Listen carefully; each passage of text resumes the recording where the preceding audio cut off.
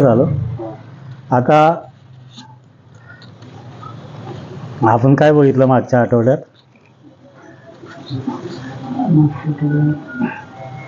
समुद्रामधून मानवरूपी 34 शामरूप पक्षी येतात आणि प्रत्येक सूर्य, पृथ्वी, चंद्र यांच्यावरती थांबून ते विधी करतात आणि नवग्रहाचा प्रत्येक ग्रह सूर्याभोवती, पृथ्वीभोवती, चंद्राभोवती ठराविक अंतराने फिरायला लावतात आणि ते फिरायला लावल्यामुळं नवग्रहाचा प्रत्येक ग्रह सूर्य, पृथ्वी, चंद्र यांच्या भोवती कायमस्वरूपी ठराविक अंतराने फिरत राहिलेला आहेत.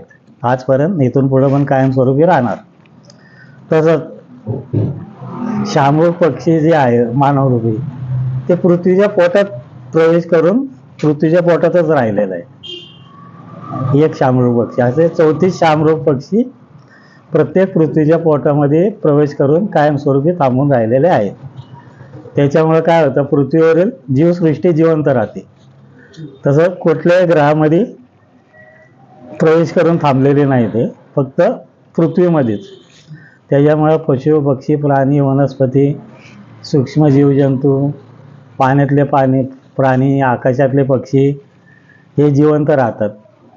म्हणजे जन्म मृत्यूचा फेरा चालू राहतो त्यांचा. इथपर्यंत आपण मागच्या वेळेस बघितलं. आता आपण काय बघायचं आहे? ब्रह्मांडपदी श्री सप्तशक्ती महाग्रंथ, श्री हिंदू धर्मग्रंथ. आता आपण बघूया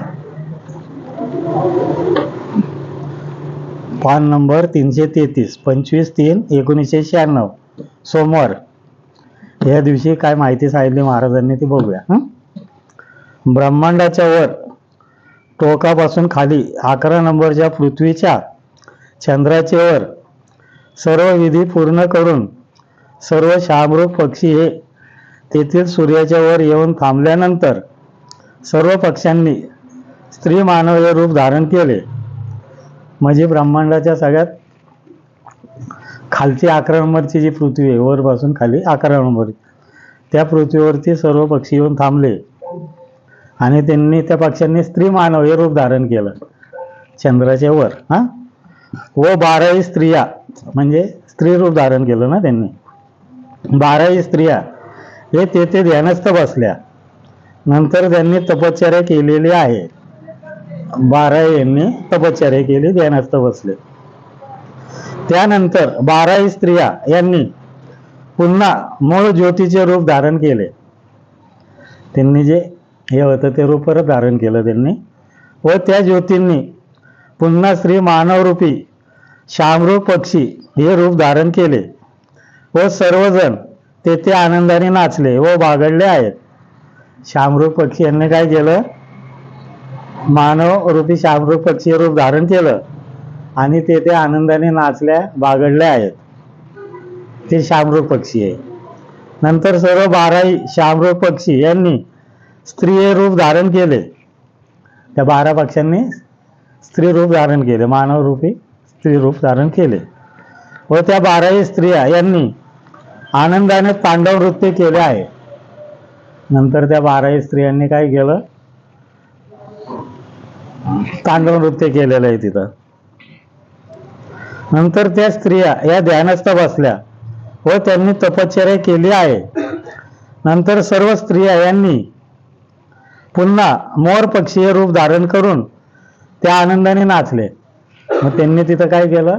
परत मोर पक्षी रूप धारण केलं त्या स्त्रियांनी आणि आनंदाने ते नाचले तिथं मोर पक्षी. नंतर बागडले आहेत. नंतर 12 मोर पक्षी यांनी पुन्हा मूळ ज्योतीचे रूप धारण केले व सर्व ज्योती तेथून निघून तेथील पृथ्वीचा व नवग्रहाचे सर्व ग्रहांचा विधी सर्व व्यवस्थित नेहमीप्रमाणे पूर्ण करून तेथे सर्वत्र शांतता निर्माण करून सर्व 12 मानवरूपी शामरूप पक्षी हे तेथून पुन्हा उडाले व सर्वात खालची 12 नंबरची मूळ तळाची पृथ्वी आहे, त्या पृथ्वीच्या सूर्याच्या वर सर्व 12 शामरूप पक्षी हे येऊन थांबले.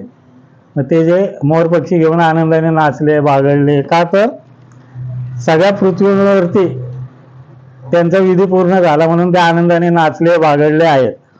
नंतर सर्वजण उडाले व त्याच्या खालची जी शेवटची 12 नंबरची पृथ्वी आहे, सर्वात खालची तळाची पृथ्वी, त्या पृथ्वीवर सर्व 12 शहामृग पक्षी येऊन थांबले. 11 नंबरच्या पृथ्वीच्या चंद्राचे वर अगोदर सर्व शहामृग पक्षी हे आनंदाचे भरात प्रथम तेथील चंद्राचे वर येऊन थांबलेले आहेत. तसेच तेथील चंद्र हा सर्वात तेजस्वी असा चंद्र ठरलेला आहे.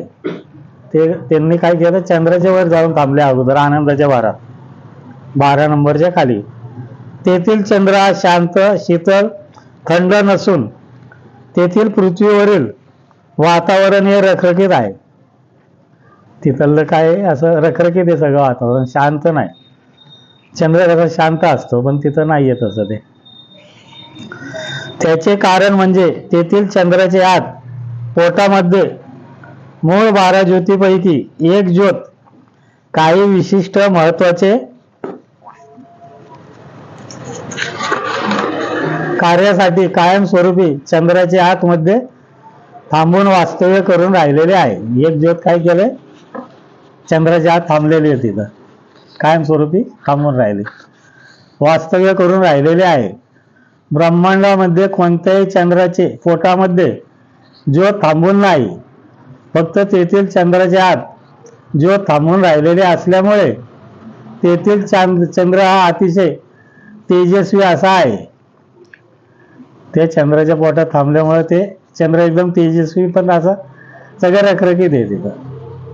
परंतु तेथील चंद्राच्या वर कोणतीही जीवसृष्टी जिवंत राहत नाही व तेथील तसेच ब्रह्मांडामधील सर्व पृथ्वीच्या पोटामध्येच ज्योत थांबून असल्यामुळे प्रत्येक पृथ्वीच्या वर सर्व जीवसृष्टी जिवंत राहत आहे. फक्त पृथ्वीच्या पोटातच ती ज्योत थांबून असल्यामुळं पृथ्वीच्या वरती जीवसृष्टी जिवंत आहे, सर्व प्रकारचे म्हणजे पशु पक्षी प्राणी सगळे. तेथील चंद्राच्या वर कोणतीही जीवसृष्टी नाही व तेथील चंद्राच्या पृथ्वीवरील म्हणजे फक्त 11 नंबरच्या पृथ्वीवरील मानव हा कोणतीही प्रगती करू शकत नाही. तिथल्या पृथ्वीवरचा माणूस चंद्राच्या आत ज्योत असल्यामुळं तेथील पृथ्वीवरील माणूस कुठलीच प्रगती करू शकलेला नाही. अलग लक्षात म्हणजे आदिमानव आहे थोडक्यात. तेथील मानव हा रानटी राक्षसी प्रवृत्तीचा असून तो एकमेकांना मारून एकमेकांना खात आहेत. थोडक्यात तेथील मानव हा रानटी असून कुठलीही प्रगती करू शकत नाहीत. तो कपडे वगैरे घालत नसून मागासलेला आदिमानव रानटी आहे. म्हणजे तेथील चंद्राच्या पोटामध्ये ती ज्योत थांबून असल्यामुळे ते सगळं वातावरण रखरखीतच आहे आणि तेथील पृथ्वीवरती सुधारित माणसच नाही, सगळे रानटी आदिमानव राक्षसी प्रवृत्तीचे मानव तिथे जन्माला येतात. म्हणजे एकमेकांना मारून खातात ते. तिथं शेती नाही, उद्योगधंदे नाही, काय नाही, काय म्हणजे मागासलेले सुधारित नाही ते. ब्रह्मांडाच्या वर टोकापासून सर्वात खालची शेवटची मूळ तळाच्या पृथ्वीच्या सूर्याच्या वर सर्व 11 स्त्री मानवरूपी शहामृग पक्षी हे उडत उडत तेथे येऊन थांबल्यानंतर सर्व 11 शहामृग पक्षी यांनी स्त्री मानव हे रूप धारण केले. सर्वात खालच्या जी तळाची पृथ्वी आहे ना, त्याच्या सूर्याच्या वर सगळे 12 ज्योती आल्यानंतर त्यांनी स्त्री मानव रूप धारण केले व सर्व 11 स्त्रिया हे तेथे आनंदाने नाचल्या. त्यांनी बराच वेळ तांडव नृत्य केले. त्या ज्योतींनी त्या स्त्रियांनी आनंदाने नाचल्या, तांडव नृत्य केलं. तांडव नृत्य माहिती आहे ना.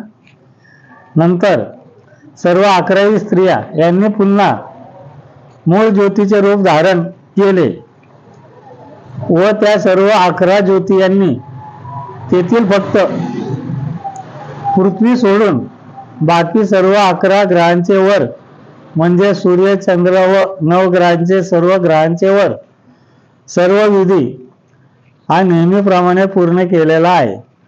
म्हणजे प्रत्येक नवग्रहाचा ग्रह हा सूर्याभोवती, पृथ्वीभोवती, चंद्राभोवती फिरायला लावलेला आहे. म्हणजे नेहमीचा विधी केला.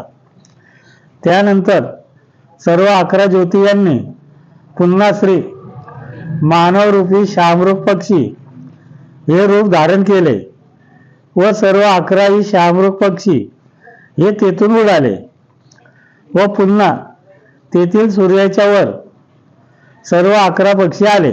मग त्यांनी काय केलं, तिथून उडाले आणि तेथील सूर्यावर जाऊन थांबले 11 पक्षी ते. व त्या सर्व 11 पक्षीयांनी मूळ ज्योतीचे रूप धारण केले. मूळ ज्योत जी होती त्यांची ते रूप धारण केले व सर्व ज्योतींनी तेथील सूर्याच्या वर पुन्हा स्त्री हे रूप धारण केले व तेथील सूर्याच्या वर मूळ ज्योतीने तेथे स्त्री मानव हे रूप धारण केले व मूळ ज्योतीची स्त्री ही तेथे ध्यानस्थ बसली. नंतर तपश्चर्या करू लागली व बाकीच्या 10 ज्योतियांनी म्हणजे ती मूळ ज्योत तिथं बसून तपश्चर्या करायला लागली, ध्यानस्थ बसली. आणि बाकीच्या ज्या 10 ज्योती होत्या म्हणजे एकूण 11 ज्योती गेलत्या ना तिथं, 10 ज्योतियांनी सूर्याला उजव्या बाजूने एक प्रदक्षिणा पूर्ण केली. नंतर चंद्राला उजव्या बाजूने एक प्रदक्षिणा पूर्ण केली व पुन्हा त्या 10 ज्योती या तेथील सूर्याच्या वर आल्या. मग त्यांनी काय केलं,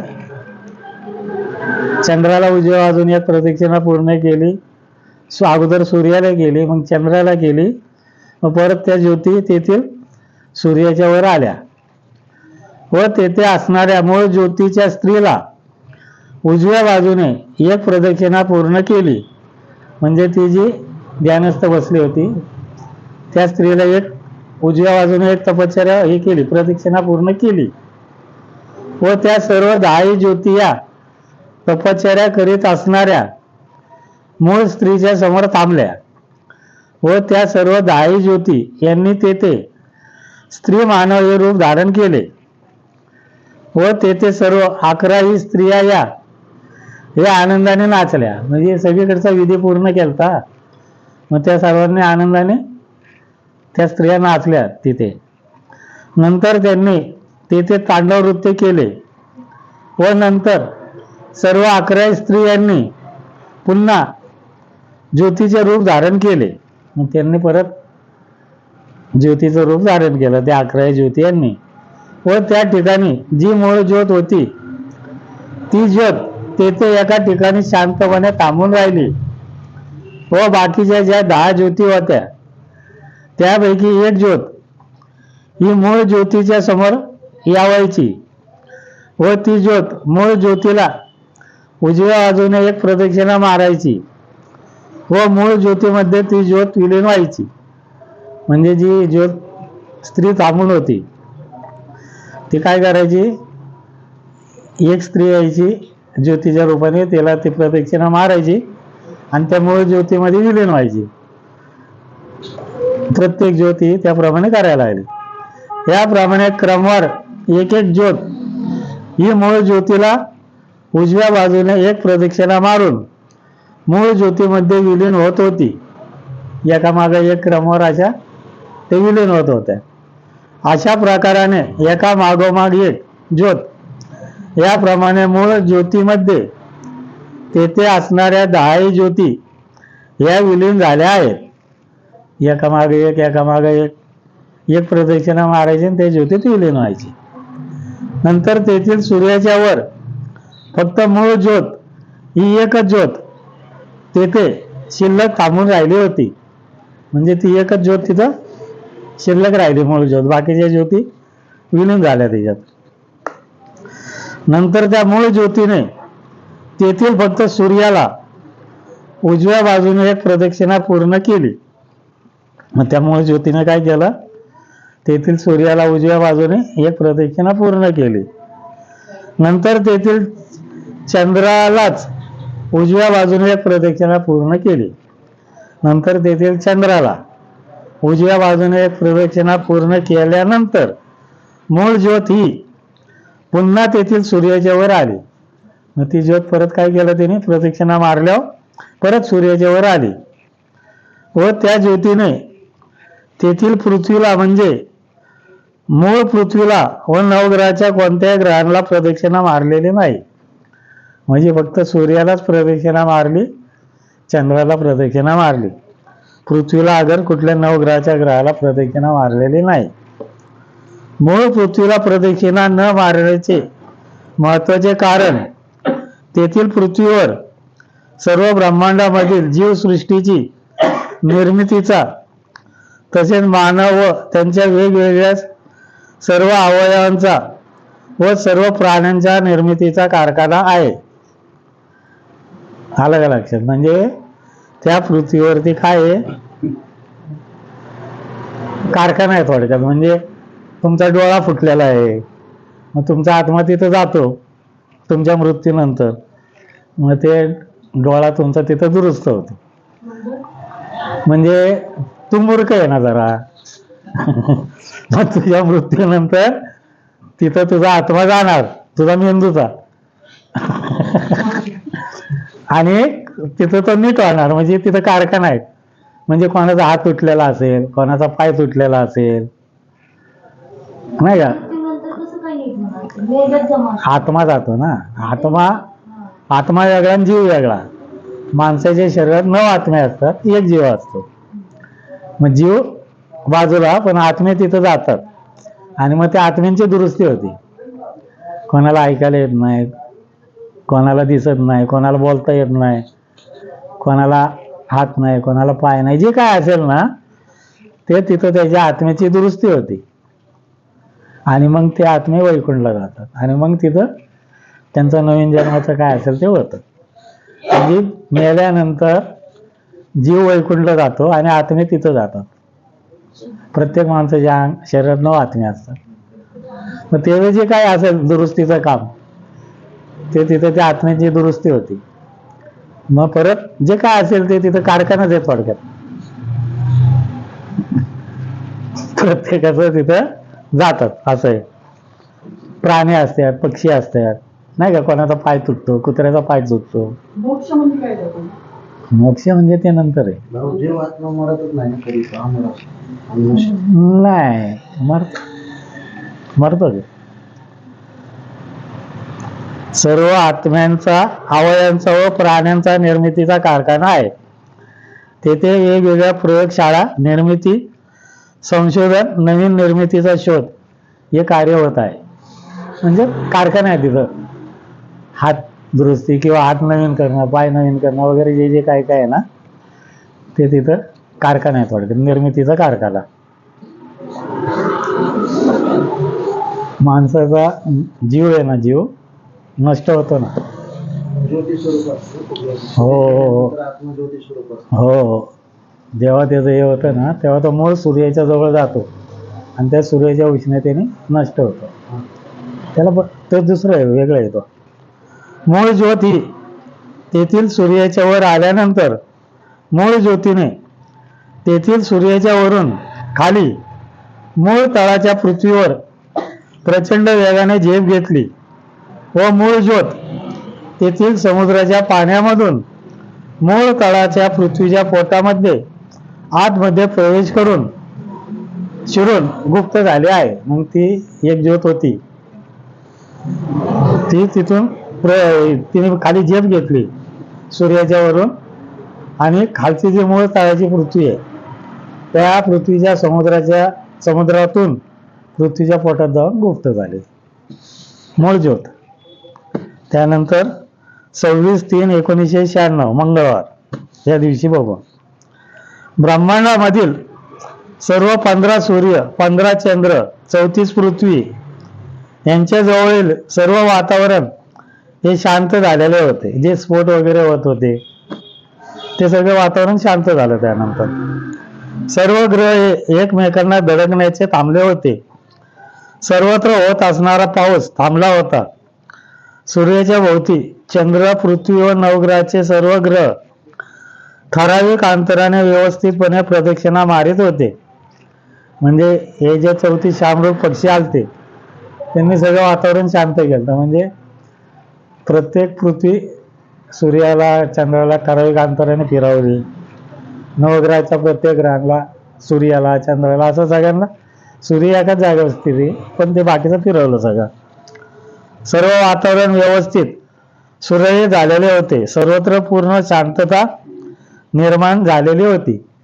त्या शामरूप पक्ष्यांनी ठराविक अंतराने प्रत्येक नवग्रहाचा प्रत्येक ग्रह सूर्याला पृथ्वीला चंद्राला ठराविक अंतराने कायमस्वरूपी फिरत ठेवला, पृथ्वीला फिरत ठेवला, असं चंद्राला, असं सगळं एकामेकांना फिरत ठेवलेलं आहे.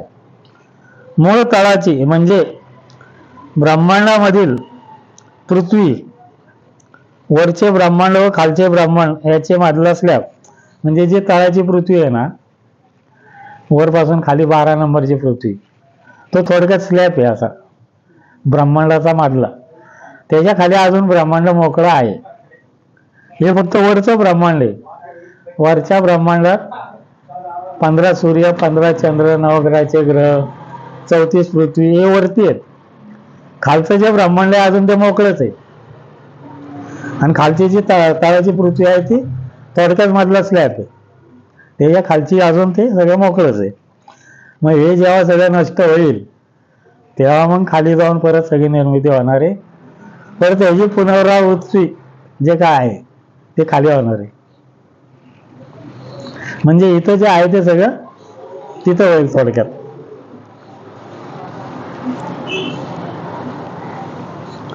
मूळ तळाची म्हणजे ब्रह्मांडामधील पृथ्वीवरचे ब्रह्मांड, खालचे ब्रह्मांड मधला स्लॅब म्हणजे मूळ तळाची पृथ्वी. ही ब्रह्मांडामधील सर्व पृथ्वीपेक्षा आकाराने बरीच मोठी आहे. त्या पृथ्वीवर पशु, पक्षी, प्राणी, मानव या सर्व जीवसृष्टीची निर्मितीचा म्हणजे मानव निर्मितीचा कारखाना आहे. ती पृथ्वी देखील त्याच्या सूर्याभोवती व्यवस्थित ठराविक अंतराने फिरत प्रदक्षिणा मारत आहे. म्हणजे ती तळाची पृथ्वी देखील सूर्याभोवती चंद्राभोवती ठराविक अंतराने फिरतच आहे. पण तिथं कारखाना चालू आहे. बराच काळ गेल्यानंतर पुन्हा मूळ तळाच्या पृथ्वीच्या पोटामधून हळूहळू मूळ ज्योत ही वर येऊ लागली. म्हणजे ती समुद्राच्या पाण्यातून पृथ्वीच्या पोटात जाऊन जी गुप्त चालते ती बराच काळ गेल्यानंतर परत ती ज्योत पृथ्वीच्या पोटातून समुद्राच्या पाण्यातून वर यायला लागली. हळूहळू ज्योत ही वर येऊ लागली व ती ज्योत पृथ्वीवरील समुद्राच्या पाण्याच्या वर येता येता समुद्राच्या पाण्यामध्येच मूळ ज्योतीने श्री गरुड पक्षी हे रूप धारण केले. मग ती ज्योत जी समुद्राच्या पाण्यातून वर येता येता समुद्राच्या पाण्यातच वर येता येता गरुड पक्षी हे रूप धारण केलं.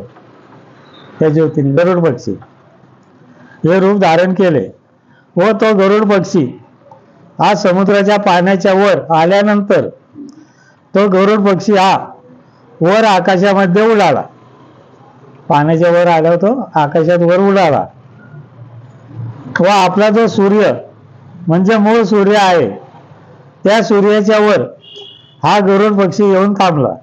आपला जो सूर्य आहे तो गरुड पक्षी आपल्या सूर्यावर येऊन थांबला. आपला सूर्य हा मूळ सूर्य आहे व त्याने आपल्या सूर्यावर पुरुष मानव हे रूप धारण केले. त्या गरुड पक्षीने काय केलं? पुरुष मानव, जरा इकडे सारखा की नाही तर इकडे सारखा दिसा. गरुड पक्षी तू इकडे. गरुड पक्षी हे जे पक्षी आहे तो उडाला आणि आपल्या सूर्यावर येऊन थांबला आणि त्याने मानव रूप धारण केले. त्या गरुड पक्षाने पुरुष मानव हे रूप धारण केले व त्या पुरुष मानवाने आपल्या सूर्याच्या वर बराच वेळ तांडव नृत्य केलेले आहे त्या पुरुष मानवाने. त्यानंतर तो मानव हा ध्यानस्थ बसलेला आहे. त्यानंतर त्याने बराच वेळ तपश्चर्या केली आहे. त्या मानवाने काय केलं? ध्यानस्थ बसला अगोदर, नंतर तपश्चर्या केली आहे व त्यानंतर त्या पुरुष मानवाने पुन्हा मूळ ज्योतीचे रूप धारण केले. त्याने काय केलं? पुन्हा ज्योतीचं रूप धारण केलं म्हणजे ध्यानस्थ झाली, तपश्चर्या झाल्या, ज्योतीचं रूप धारण केलं. व त्यामुळे ज्योतीने फक्त सूर्यालाच उजव्या बाजूने एक प्रदक्षिणा पूर्ण केली आहे. त्या ज्योतीने फक्त आपल्या सूर्यालाच उजव्या बाजूने एक प्रदक्षिणा पूर्ण केली. त्यानंतर आपल्या चंद्राला डाव्या बाजूने एकच प्रदक्षिणा पूर्ण केली. म्हणजे सूर्याला उजव्या बाजूने केली, प्रदक्षिणा मारली आपल्या, आणि चंद्राला डाव्या बाजूने प्रदक्षिणा मारली. व आपल्या पृथ्वीला देखील डाव्या बाजूनेच एक प्रदक्षिणा पूर्ण केली. मग आपल्या पृथ्वीला परत डाव्या बाजूने एक प्रदक्षिणा पूर्ण केली. म्हणजे अगोदर सूर्याला उजव्या बाजूने एक प्रदक्षिणा केली, नंतर चंद्राला डाव्या बाजूने एक प्रदक्षिणा मारली, नंतर आपल्या पृथ्वीला डाव्या बाजूने एक प्रदक्षिणा पूर्ण केली त्या ज्योतीने. व त्या ज्योतीने फक्त सूर्यालाच उजव्या बाजूने व चंद्र व पृथ्वी यांना डाव्या बाजूने एक प्रदक्षिणा मारलेली आहे. म्हणजे फक्त सूर्यालाच उजव्या बाजूने, नंतर चंद्र आणि पृथ्वी यांना डाव्या बाजूने मारले. त्यानंतर मूळ ज्योत ही पुन्हा आपल्या सूर्याच्या वर येऊन थांबलेली आहे. प्रदक्षिणा मारून झाल्यावर परत आपल्या सूर्याच्या वर येऊन थांबली. सूर्याच्या वर मूळ दिव्य तेजस्वी ज्योत ही आपल्या सूर्याच्या वरून त्या मूळ ज्योतीने खाली आपल्या पृथ्वीवर प्रचंड वेगाने खाली झेप घेतली आहे. मग सूर्यावरून त्या ज्योतीने प्रचंड वेगाने खाली आपल्या पृथ्वीवर झेप घेतली व ती ज्योत प्रचंड वेगाने खाली येता येता आपल्या पृथ्वीच्या जवळ आल्यानंतर त्या दिव्य तेजस्वी मूळ ज्योतीने स्त्री पुरुष मानव हे रूप धारण केले. मग त्या ज्योतीने जे वरतून झेप घेतली आपल्या पृथ्वीवर, तर आपल्या पृथ्वीवर येता येता पुरुष मानव हे रूप धारण केले आपल्या पृथ्वीवर येता येता. व प्रत्यक्षात तो मानवच आज सरळ आपल्या सरळ आपल्या शरीरासहित पृथ्वीच्या आत गेला. मग तो जो सूर्यावरून त्याने झेप घेतली, मग आपल्या पृथ्वीच्या जवळ आल्यावर त्याने मानव रूप धारण केलं, शरीरासहित आपल्या पृथ्वीच्या आतमध्ये प्रवेश केला. त्याने शरीरासहित पृथ्वीच्या आत पोटामध्ये शिरलेला आहे. व तो पुरुष मानव हा प्रत्यक्षात मानव रूपामध्ये पृथ्वीच्या पोटात शिरताना त्याला कसलाही कोणतीही दुखापत जखम झालेली नाही. तो मानव आपल्या पृथ्वीच्या पोटात सुखरूपपणे शिरल्यानंतर गुप्त झाला आहे. आपल्या शरीरासहित तो आपल्या पृथ्वीच्या पोटात शिरला, त्याला कसलीच दुखापत नाही, काय नाही, तो डायरेक्ट आत शिरला आणि गुप्त झाला. ती ज्योत जो येऊन गुप्त झाली. स्त्री पुरुष मानव हा आपल्या पृथ्वीच्या पोटात शिरून ज्या ठिकाणाहून गुप्त झालेला होता, त्या ठिकाणाहून पृथ्वीच्या पोटामधून प्रचंड प्रमाणात मोठा पाण्याचा लोंढा हा वर आलेला आहे. ज्या ठिकाणी तो शिरला त्या ठिकाणाहून प्रचंड मोठ्या प्रमाणात पाण्याचा लोंढा वर आला, आकाशात उडाला. व आपली पृथ्वी म्हणजे पृथ्वीवरील जमीन ही संपूर्णपणे त्या पाण्याखाली बुडालेली आहे.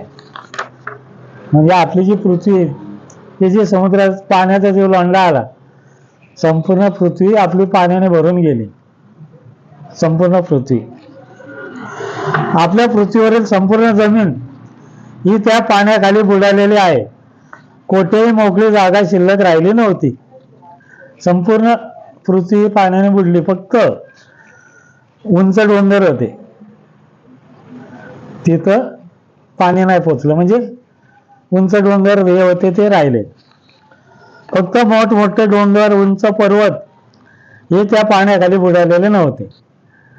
म्हणजे उंच डोंगर वगैरे होते ना, ते पाण्याखाली नाही बुडाले, फक्त संपूर्ण जमीन पाण्याखाली बुडाली. आपल्या पृथ्वीवर त्या पाण्यापासून संपूर्ण पृथ्वीवरून समुद्र निर्माण झाला होता. संपूर्ण पृथ्वीवरून समुद्र निर्माण झाला. फक्त तो उंच भाग होता, डोंगर पर्वत वगैरे ते फक्त बुडालेले नाहीत, जमीन सगळी बुडाली. बराच काळ गेल्यानंतर पुन्हा आपल्या पृथ्वीच्या पोटामधून हळूहळू ज्योत ही वर येऊ लागली. काही काळ गेल्यानंतर समुद्राच्या पाण्यातून ती ज्योत हळूहळू पुन्हा वर यायला लागली व ती ज्योत पृथ्वीच्या पोटामधून समुद्राच्या पाण्याच्या वर येता येता पुन्हा त्या ज्योतीने समुद्राच्या पाण्याच्या वर आल्यानंतर गरुड पक्षी हे रूप धारण केले आहे. मग तो परत जेव्हा समुद्राच्या पृथ्वीच्या पोटामधून समुद्राच्या पाण्यावर येता येता त्याने परत गरुड पक्षी हे रूप धारण केले त्या ज्योतीने. व तो गरुड पक्षी हा आपल्या पृथ्वीवरील समुद्राच्या पाण्याच्या वरून उडाला. मग तो समुद्राच्या पाण्याच्या वर आल्यावर तो गरुड पक्षी उडाला व आपल्या म्हणजे मूळ चंद्राच्या वर येऊन थांबला.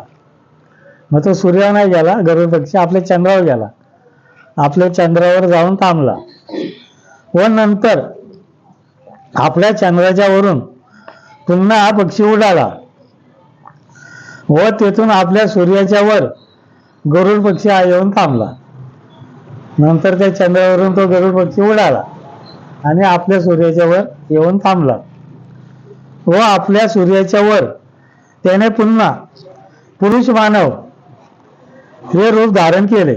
मग आपल्या सूर्यावर त्याने पण काय केलं, पुरुष मानव हे रूप धारण केले व त्यानंतर त्याने पुन्हा मूळ ज्योतीचे रूप धारण केलेले आहे.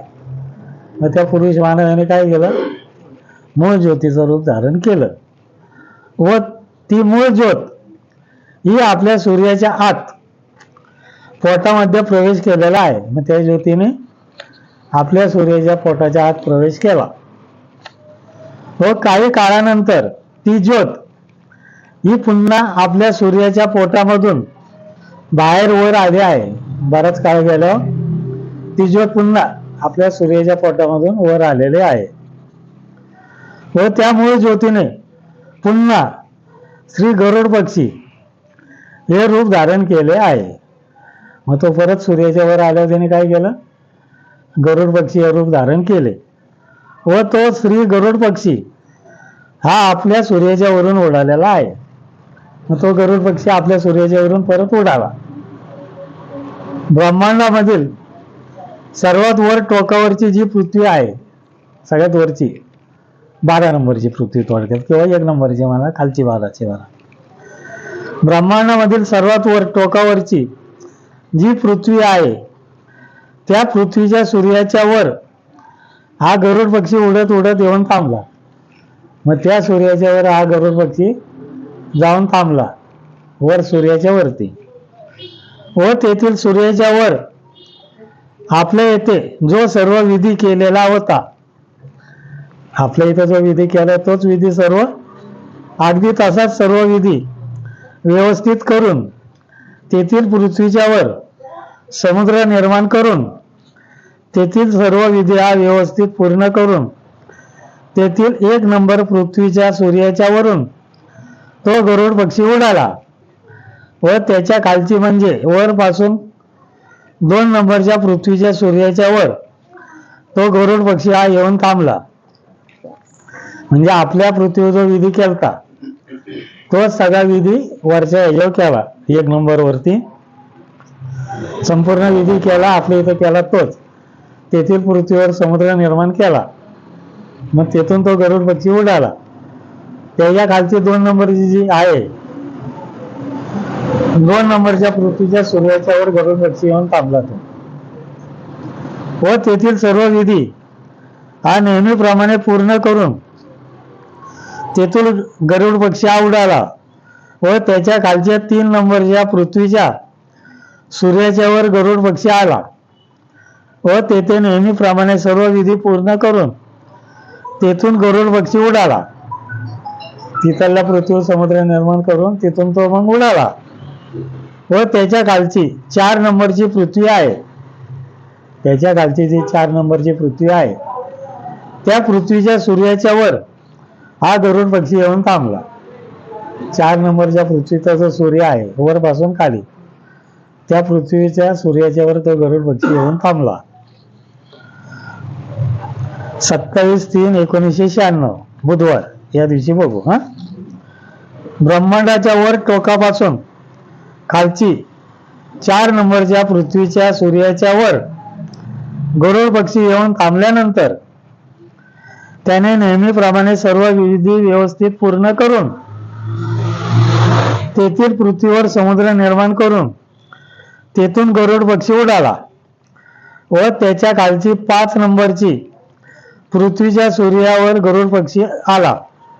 म्हणजे 4 नंबरचा विधी पूर्ण करून त्याच्या खालची जी 5 नंबरची पृथ्वी आहे त्याच्यावरती गरुड पक्षी येऊन थांबला व तेथे नेहमीप्रमाणे सर्व विधी व्यवस्थित पूर्ण करून तेथे समुद्र निर्माण करून गरुड पक्षी तेथून उडाला व त्याच्या खालचा म्हणजेच 5 नंबरच्या पृथ्वीच्या चंद्राच्या वर गरुड पक्षी आज येऊन थांबला.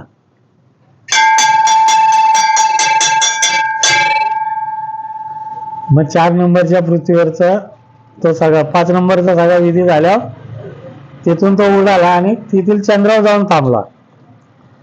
चंद्रावरती कुठल्याच चंद्रावर थांबला नव्हता अगोदर, तो तिथं थांबला. हा विधी करीत असताना तो कोणत्याही चंद्राच्या वर जाऊन थांबलेला नव्हता, परंतु नेहमीचा विधी पूर्ण केल्यानंतर गरुड पक्षी हा तेथील चंद्राच्या वर जाऊन थांबल्यानंतर तिथल्या चंद्राच्या वर जाऊन थांबल्यानंतर श्री गरुड पक्षी याने तेथे प्रचंड मोठ्या अजस्त्र अशा नागाचे रूप धारण केले. मग तेथील चंद्राच्या वर म्हणजे आपल्यावरचा चंद्र थोडक्यात तेथे त्या चंद्राच्या वरती त्यांनी प्रचंड असा मोठा अजस्त्र नागाचं रूप धारण केलं. त्या चंद्रावर त्या नागाला एकच तोंड होतं व त्या नागाने पुन्हा मानवाचे रूप धारण केले. त्या नागाने काय केलं, पुन्हा मानवाचं रूप धारण केलं. म्हणजे अगोदर मोठ्या नागाचं रूप धारण केलं एकदम. कारण का माहित आहे का, तेथील पृथ्वीवर सगळे नागच आहेत आपल्यावरची जे आहे ना. मग तेथील चंद्राच्या वर त्यांनी नागाचं रूप धारण केलं आणि मग परत मानव रूप धारण केलं व तो मानव तेथील चंद्राच्या वर ध्यानस्थ बसला आहे. मग त्या चंद्रावर त्या मानवाने काय केलं, ध्यानस्थ बसला. नंतर त्याने तपश्चर्या केलेली आहे. त्याची तपश्चर्या पूर्ण झाल्यानंतर त्या मानवाने बराच वेळ तांडव नृत्य केलेले आहे. त्यानंतर त्या मानवाने काय केलं, बराच वेळ तांडव नृत्य केलं त्या चंद्राच्या वर. त्यानंतर त्याने पुन्हा भल्या मोठ्या अजस्त्र नागाचे रूप धारण केले. त्याची तपश्चर्या पूर्ण झाल्यानंतर तांडव नृत्य केलं. त्यानंतर परत त्याने भल्या मोठ्या अजस्त्र नागाचं रूप धारण केलं व तो नाग तेथे नाचू लागला. तिथं नाचू लागला, त्याच्यावर बागडू लागला. त्या नागाने तेथे नागांचे नृत्य केलेले आहे. नागांचं जे नृत्य असतं ते नृत्य त्या तिथं चंद्रावर केलेलं आहे. त्यानंतर त्या नागाने ज्योतीचे रूप धारण केले. त्यानंतर त्या नागाने ज्योतीचं रूप धारण केलं व त्या ज्योतीने तेथील चंद्राला डाव्या बाजूने एक प्रदक्षिणा पूर्ण केलेली आहे. त्यानंतर त्या ज्योतीने त्या चंद्राला डाव्या बाजूने एक प्रदक्षिणा पूर्ण केली व ती ज्योत पुन्हा चंद्राच्या वर येऊन थांबली. नंतर त्या ज्योतीने तेथील चंद्राच्या आत पोटामध्ये प्रवेश केलेला आहे. नंतर त्या ज्योतीने त्या चंद्राच्या आत पोटामध्ये प्रवेश केला.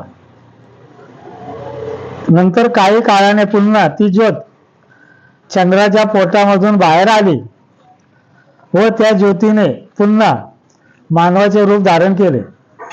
त्यानंतर पुन्हा त्या ज्योतीने त्या चंद्रावर मानवाचं रूप धारण केले व तो मानव तेथे पुन्हा ध्यानस्थ बसला. नंतर त्याने तपश्चर्या केलेली आहे कुठं, चंद्राच्या वर. त्यानंतर त्या मानवाने पुन्हा गरुड पक्षी हे रूप धारण केले. त्या मानवाने पुन्हा काय केलं, गरुड पक्षी हे रूप धारण केले व तो पक्षी तेथील चंद्राच्या वरून उडाला. मग तो गरुड पक्षी काय केलं, तेथील चंद्राच्या वरून उडाला गरुड पक्षी हा तेथील चंद्राच्या वरून उडाल्यानंतर त्याच्या खालची म्हणजे 6 नंबर म्हणजे आपली पृथ्वी व आपल्या पृथ्वीच्या सूर्याच्या वर न थांबता तिथून तो उडाला. मग आपल्या पृथ्वीचा जो सूर्य आहे सूर्यावर थांबला नाही. आपल्या सूर्याच्या जवळून आपल्या सूर्याच्या उजव्या बाजूला 2 सूर्य 2 चंद्र व 12 पृथ्वी आहेत. त्या बाजूला गरुड पक्षी गेला. म्हणजे आपल्या सूर्याच्या डाव्या बाजूला 2 सूर्य 2 चंद्र 12 पृथ्वी आहेत एका आडव्या ओळीत. त्या बाजूला तो गरुड पक्षी गेला व तेथील पहिला सूर्य म्हणजे ब्रह्मांडपती पुण्येश्वरी श्री शिवशंभो राजा रामेश्वर महाराज यांच्या आधिपत्याखाली असलेल्या सूर्याच्या वर गरुड पक्षी येऊन थांबला. तेथील पहिल्या सूर्याच्या वर गरुड पक्षी येऊन थांबला. नंतर त्या सूर्याच्या खाली म्हणजे सुरुवातीच्या आडव्या एका ओळीत 6 पृथ्वी आहेत. 6 पृथ्वी आहेत ना, अशा 12 पृथ्वी आहेत. त्या प्रत्येक पृथ्वीचा नेहमीप्रमाणे सर्व व्यवस्थित विधी पूर्ण केलेला आहे. श्री गरुड पक्षी हा अगोदर एका पृथ्वीचा विधी पूर्ण करीत असे. तेथे श्री समुद्र निर्माण करून पुन्हा तेथील सूर्याच्या वर जाऊन नेहमीचा विधी पूर्ण करीत व तेथील दुसऱ्या पृथ्वीवर समुद्र निर्माण करीत. अशा प्रकाराने प्रत्येक पृथ्वीवर समुद्र निर्माण करण्यासाठी प्रत्येक वेळी सूर्याच्या वर नेहमीचा विधी करीत असे. अशा प्रकाराने एका मागोमाग एक याप्रमाणे तेथील 6 पृथ्वीचा वेगवेगळा विधी नेहमीप्रमाणे पूर्ण करून तेथून गरुड पक्षी म्हणजे प्रत्येक पृथ्वीवर वेगवेगळा विधी करून त्या पृथ्वी समुद्र निर्माण केला. 6 पृथ्वीवरती सूर्यावर जायचा चंद्रावर जायचा जो काही विधी आहे ठराविक नेहमीचा विधी तो प्रत्येक पृथ्वीसाठी वेगवेगळा विधी करून समुद्र निर्माण करून त्या 6 पृथ्वी पूर्ण झाल्या की मग त्याचा शेजारचा 2 नंबरचा सूर्य 2 सूर्य आहेत ना, त्या शेजारचा दुसरा सूर्य 2 नंबरचा सूर्य म्हणजे श्रीनाथ मस्कोबानाथ महाराज यांच्या आधिपत्याखाली असणारा सूर्य. या सूर्याच्या वर गरुड पक्षी येऊन थांबला. मग त्या सूर्याच्या वर 2 नंबरच्या सूर्यावर गरुड पक्षी येऊन थांबला व तेथे देखील त्या सूर्याच्या खाली एका ओळीत आडव्या रेषेत असणाऱ्या 6 पृथ्वी यांचा देखील क्रमवार सर्व विधी व्यवस्थित पूर्ण करून तेथील सूर्याच्या वरून गरुड पक्षी उडाला. म्हणजे प्रत्येक पृथ्वीवरती वेगवेगळा विधी करून त्या 6 पृथ्वीवरचा परत प्रत्येक पृथ्वीवर समुद्र निर्माण करून त्या 6 पृथ्वीचा विधी पूर्ण करून गरुड पक्षी हा उडाला व आपल्या सूर्यावर न थांबता तिथून उडाल्यानंतर आपल्या सूर्यावर थांबला नाही. आपल्या सूर्याच्या जवळून आपल्या सूर्याच्या डाव्या बाजूला एक सूर्य व एकाच सगळ्या आडव्या रेषेत 10 पृथ्वी आहेत. म्हणजे एक सूर्य एक चंद्र 10 पृथ्वी आहेत त्याच्या खाली. त्या बाजूला गरुड पक्षी गेला आपल्या सूर्याच्या डाव्या बाजूला व तेथील सूर्याच्या वर गरुड पक्षी हा जाऊन थांबला व तेथील 10 पृथ्वीचा क्रमवार नेहमीप्रमाणे सर्व विधी हा वेगवेगळा व्यवस्थित पूर्ण करून प्रत्येक पृथ्वीचा तिथला वेगवेगळा विधी करून प्रत्येक पृथ्वीवर समुद्र निर्माण करून तेथील प्रत्येक पृथ्वीवर क्रमवार समुद्र निर्माण करून तेथील सूर्याच्या वरून गरुड पक्षी हा उडाला. म्हणजे प्रत्येक पृथ्वीवर वेगवेगळा विधी करून प्रत्येक पृथ्वीवर समुद्र निर्माण केला 10 पृथ्वीवर आणि मग तिथून तो गरुड पक्षी सूर्याच्या वरून उडाला व आपल्या सूर्याच्या वर न थांबता पुन्हा आपल्या सूर्याच्या जवळून आपल्या सूर्याच्या खालची पृथ्वी आहे. आपल्या सूर्याच्या खालची जी पृथ्वी आहे आता सगळ्या वरच्या झाल्या डाव्या झाल्या हे झालं. आता आपल्या सूर्याच्या खालची आपल्या सूर्याच्या खालची पृथ्वी आहे. म्हणजे आपल्या सूर्याची जी पाताळ नर्क आहे त्या पृथ्वीच्या सूर्याच्या वर गरुड पक्षी हा येऊन थांबला. आपल्या सूर्याच्या खाली पाताळ आहे, त्याच्या खाली वैकुंठ आहे. काय म्हणून खालच्या इथं जाऊन थांबला, सूर्याच्या वर जाऊन थांबला आपल्या खालच्या, व तेथे नेहमीप्रमाणे सर्व व्यवस्थित विधी पूर्ण करून पुन्हा तेथून गरुड पक्षी उडाला. म्हणजे तेथल्या खालच्या पृथ्वीवर समुद्र निर्माण करून तेथून गरुड पक्षी उडाला. श्री पाताळ याच्या खालची पृथ्वी म्हणजे श्री वैकुंठ येथील पृथ्वीच्या सूर्याच्या वर गरुड पक्षी हा अगोदर न थांबता, त्याच्या खालचा जो सूर्य आहे त्या सूर्यावर गरुड पक्षी न थांबता तेथील सूर्याच्या जवळून, तेथील म्हणजे श्री वैकुंठ येथील चंद्राच्या वर अगोदर गरुड पक्षी हा येऊन थांबला. म्हणजे आपल्या सूर्याच्या खालचा, त्याच्या खालचा वैकुंठ आहे, तेथील सूर्याच्या वर गरुड पक्षी थांबला नाही, तिथून गेला आणि तेथल्या चंद्रावर जाऊन थांबला गरुड पक्षी. व तेथे त्याने मानव रूप धारण केले. तिथल्या गरुड पक्षाने काय केलं? मानव रूप धारण केले. व त्या मानवाने तेथील चंद्राचे वर बराच वेळ ध्यानस्थ बसला आहे. नंतर त्याने तपश्चर्या केली आहे. वैकुंठ येथील चंद्रावर तो ध्यानस्थ बसला, तपश्चर्या केली. सूर्यावर नाही गेला, चंद्रावर गेला. त्या मानवाची तेथील तपश्चर्या पूर्ण झाल्यानंतर त्याने तेथे प्रचंड मोठ्या अजस्त्र नागाचे रूप धारण केले. त्या चंद्रावर त्याने अगोदर ध्यानस्थ बसला, मग तपश्चर्या केली, त्यानंतर त्याने प्रचंड मोठ्या अजस्त्र नागाचं रूप धारण केलं.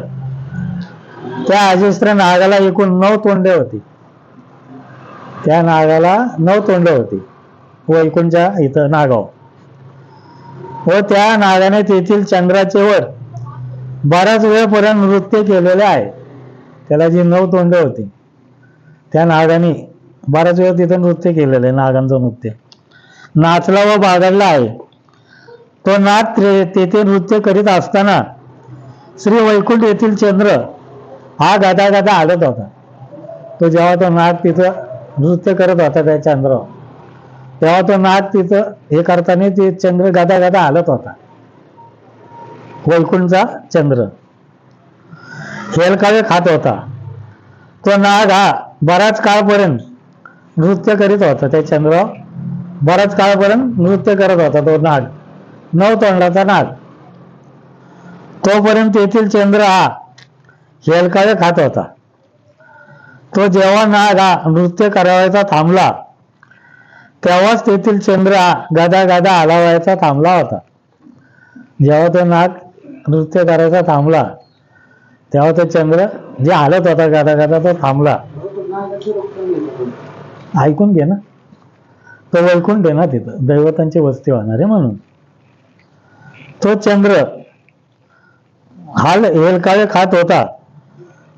तो जेव्हा नाग हा नृत्य करावायचा थांबला तेव्हाच तेथील चंद्र हा गदा गदा हलवायचा थांबला. तो चंद्र हा शांत स्थिर झाला आहे. नंतर तो शांत झाला चंद्र. व त्यानंतर त्या नागाने पुन्हा ज्योतीचे रूप धारण केले. व त्या ज्योतीने पुन्हा, मग त्या नागाने ज्योतीचं रूप धारण केलं आणि त्या ज्योतीने पुन्हा चंद्राला उजव्या बाजूने एक प्रदक्षिणा पूर्ण केल्यानंतर त्या ज्योतीने तेथील चंद्राच्या आत पोटामध्ये प्रवेश केला आहे. त्या चंद्राला प्रदक्षिणा मारली त्या ज्योतीने, मग परत त्या ज्योतीने चंद्राच्या आत पोटामध्ये प्रवेश केला आहे. व काही काळानंतर पुन्हा ती ज्योत चंद्राच्या बाहेर आली आहे. काही काळानंतर मग ती ज्योत परत हळूहळू चंद्राच्या वर आली व त्या ज्योतीने पुन्हा मानव रूप धारण केले आहे. त्या ज्योतीने काय केलं? पुन्हा मानव रूप धारण केले व त्या मानवाने तेथे ध्यानस्थ अवस्था प्राप्त करून बराच काळापर्यंत बसून राहिला होता. ध्यानस्थ बसला बराच काळ, म्हणजे बराच वेळ ध्यानस्थ बसला चंद्राच्या वर. नंतर त्याने तपश्चर्या केली आहे. अगोदर ध्यानस्थ बसला, नंतर तपश्चर्या केली. तपश्चर्या कशासाठी करतात? ध्यानस्थ का बसतात? त्यांचे जे सद्गुरू आहेत किंवा जे परमेश्वर आहे त्याच्या नावाने ध्यान करतात, त्याला ध्यानस्थ असतात. आणि तपश्चर्या म्हणजे काय? जो ठराविक विधी करायचा आहे तो विधी पूर्ण व्हावं म्हणून त्या दैवताला, त्या शक्तीला प्रसन्न करायचं म्हणून तपश्चर्या करत, तपश्चर्या केली आहे. त्यांची तपश्चर्या पूर्ण झाल्यानंतर त्या